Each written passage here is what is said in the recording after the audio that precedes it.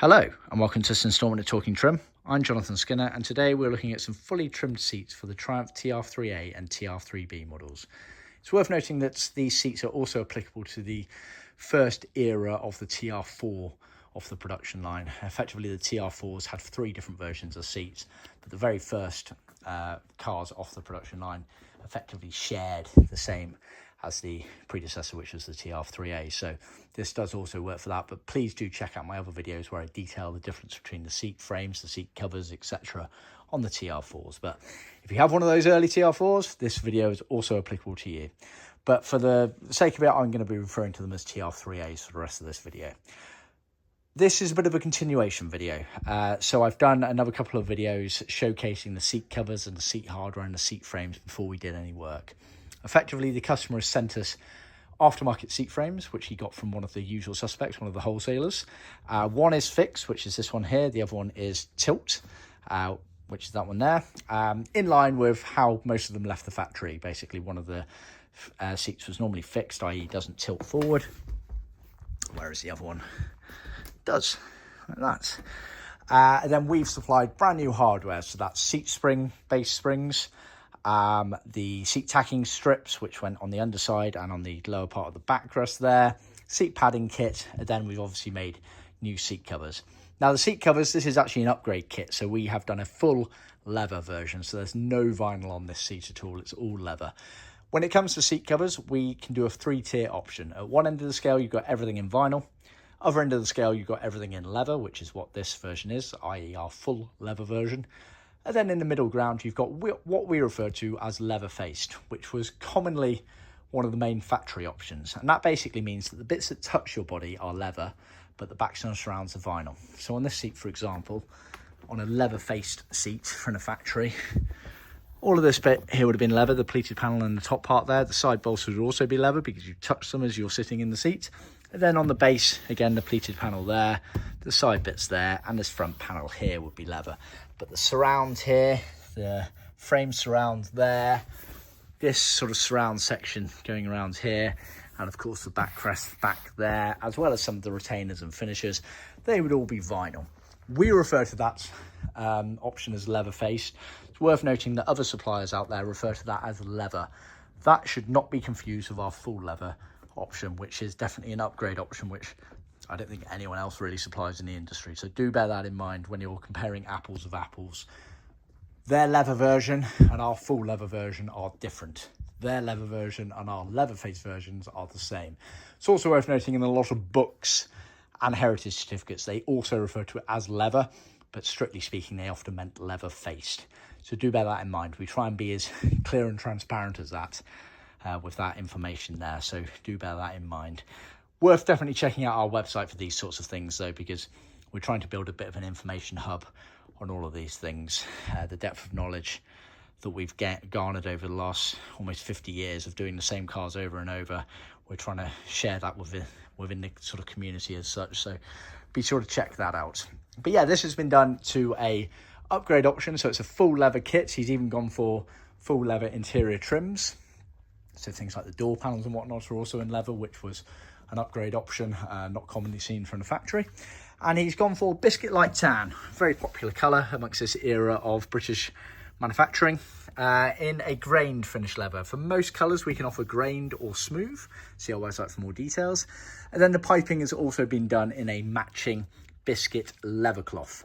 It's worth noting that for most TR3As, the piping would have been white. So this is a good example. This is an original seat in midnight blue, as Triumph referred to it. And the outer piping, so these two rows here on the backrest are white. Then on the cushion, the surround outer piping is white, but the inner piping strip is the same colour as the main trim. So that was how the majority of the cars left the factory, with white contrasting piping on the outside elements only. I'll just show you this in a book because it just shows you that sometimes the books aren't always as correct as they should be. I imagine these are probably restored aftermarket seats, but you can see here the white piping goes across that middle section there, which is incorrect for the era of car. It was always the same colour, or should have been the same colour as the main trim. So do bear that in mind with that element of things, but you can see the white piping everywhere else on that seat there. But this customer's opted for same colour piping as the main trim, which is, again, something we commonly do for people because they prefer to have that. Or some people go for a completely different contrasting colour. For example, if they had a British racing green car, then some people like to do dark green piping so that it kind of all ties in, etc. So, yeah, up to you. We can offer lots of different versions of things. But yeah, so the customer sent us his aftermarket seat frames. We've then supplied the replacement hardware, so base cushion springs, seat tacking strips, obviously the seat paddings, and then the seat covers have been done to the full leather upgrade option, and then we've obviously trimmed them up for him as well. And as you can see, really good results. And we're doing this more and more for people all over the world. People sometimes go through the effort of literally sending us their old seat frames, and assuming they're in decent enough condition for us to retrim, then of course we can do that. If not, we can source aftermarket frames if they are available, or if they're not available, we can also look in our archive of seat frames. We have quite a few seat frames, original seat frames upstairs, but also we're always on the lookout for ones on eBay and whatnot. So if you are potentially starting a restoration where your seats are completely missing, then do talk to us. We can do that for you. And like I say, obviously we can just supply you with the seat covers and the seat hardware, and you can do the job at your end. But if you did want us to trim up for you, then we're more than happy to. And like I say, we are doing that more and more for customers all over the world, because there's one thing getting a John Skinner kit, which obviously the majority of the industry know is the premium supplier of interior kits for Triumph industry. But there's another thing, making sure that that kit is done justice, shall we say. So best way of doing that is to get us to do it, because then we will make sure that our kits are done the way they should be done. Failing that, if it is something that you want to undertake yourself, or you're getting a professional trimmer to do it and they aren't sure on a certain thing, get them to talk to us. We're very proud of our kits, and we know they fit, and we know the results you should be getting on them, which is why I've set up this YouTube channel, to really showcase how things should look at a bare minimum.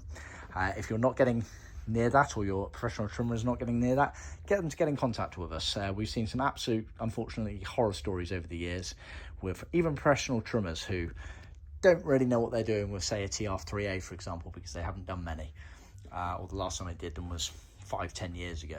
We're doing these things day in, day out, and so this is why I think people more and more are getting into contact with us to actually do the work themselves. But anyway, as you can see, lovely job. So obviously the TR3A pleats go from left to right on this one here, so you haven't got to worry too much about the lining up of the pleats like on some of the other Triumph TR models, where the vertical pleats need to match to the vertical pleats of the cushion. But obviously you have got some points that you want roughly tying in. So you've got this sort of line here going down here. Excuse me. The other area here is to make sure that these seams are nicely matching up. And then it's all about making sure that the piping sits along the framework correctly around the outside here. It does at some point sort of cross over with the framework there down the side, so do bear that in mind. You can see on the original one as it kind of bends and curves around on there. But yeah, I'm not going to go into too many details on the trimming process, because we do plan on doing separate videos and photo guides on those sorts of things, so more than happy to help. But just wanted to really showcase the quality and workmanship of our products. You know, you get the nice curvature in there. The seats there have a millwall panel stitched into the back of them. If you see the earlier video, you'll see those there, but that's to really help keep that curvature there. As you can see, very, very few, if any at all, sort of wrinkles and whatnot in the pleated panel or the top section there. That takes a lot of work to do that during the trimming process there. Same again on these elements here, absolutely beautifully trimmed. The piping following the circumference of the framework there.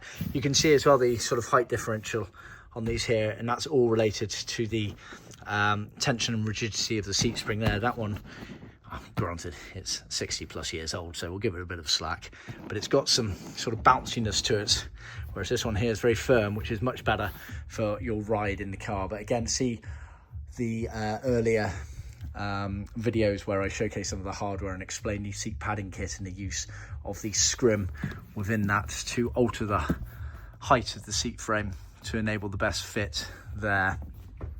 So we do recommend you replace the seat springs with obviously the ones that we supply. There are, as far as I'm aware, at least 2 manufacturers of seat springs within this industry. We're one of them, and we know the quality of our ones. We've used them for decades.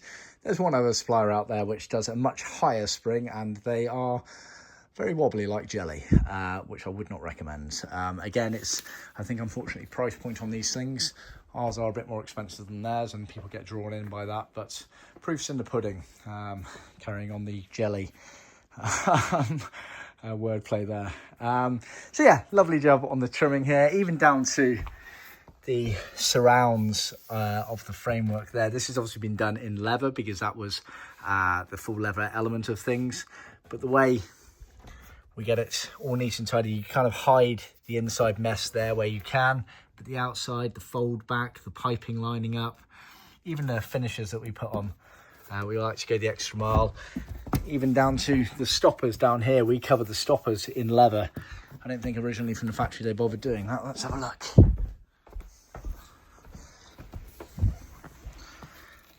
No, well, unless maybe it's come off over the time, but either way, we like to go to town on making sure that everything looks as neat and tidy as possible. And it is a bit of an organic process trimming these seats to make them look as neat as possible. But that's why we like to do the job in-house, because we know the levels that we work to, whereas sometimes if you're reliant on a professional trimmer that's sort of quoted for time and then they don't know what they're doing necessarily, then they start to rush things because they're working to a time limit for their profit margins and things, whereas we know all of that element within our scope here. So again, this is why people are trusting us more and more and sending stuff from all over the world for us to do. Just thought I'd showcase the bottom here, because obviously on the fixed frames here, the material on the backrest came down and under, and this is where the tacking strips are going around here to trim around, whereas obviously on the tilt frame there, it gets tucked up underneath here to this tacking strip on the inside here. So yeah, again, see the earlier videos that I've done detailing that element of things, but as you can see, the accuracy to the original is very, very close. All of our seat covers and, well, everything we do is templated from original design and then slightly tweaked over the years to try and improve things where possible. But what we mainly try and do is tweak things to make the fitment process a bit easier. So we extend, say, the backrest back, so it gives you a bit of material to actually pull on and tug during the trimming process, whereas versus giving you sort of the minimal amount that you actually need, but it makes it a lot harder to trim because you haven't got much to pull on in terms of surplus material. So it's all these little tweaks. This is why we are renowned and trusted within the restoration industry as making the best kits in the world. So anyway, I think I've kind of covered my bases there. I do obviously encourage you to check out the earlier videos and all the other videos on our YouTube channel. Trying to do more and more videos these days because it's been very well received by people. If you have got any comments or questions or obviously improvements, constructive criticism, do let me know on these sorts of things. I do the videos off the top of my head. I'm mainly doing it to showcase our products, try and involve you in our day-to-day factory work, to show you the quality and workmanship that we work to, and do not make the assumption that everyone works to this level. That's why they don't have a YouTube channel and the websites haven't got hundreds of photos all over them of fully trimmed items and cars from all over the world that our customers happily send us. So do bear that in mind. Anyway, I think I've gone on enough here. So thanks for tuning in. Please remember to like, subscribe and share with other classic car enthusiasts out there. Of course, if you are in the process of trimming your TR3A, TR3B or your early TR4, do get in contact with us and we can discuss your requirements. Do so ideally via our website. Thanks for tuning in. Please remember to check out the other videos on our YouTube channel already. And of course, for the next video, make sure you click the subscribe button. Thanks for tuning in. Bye-bye.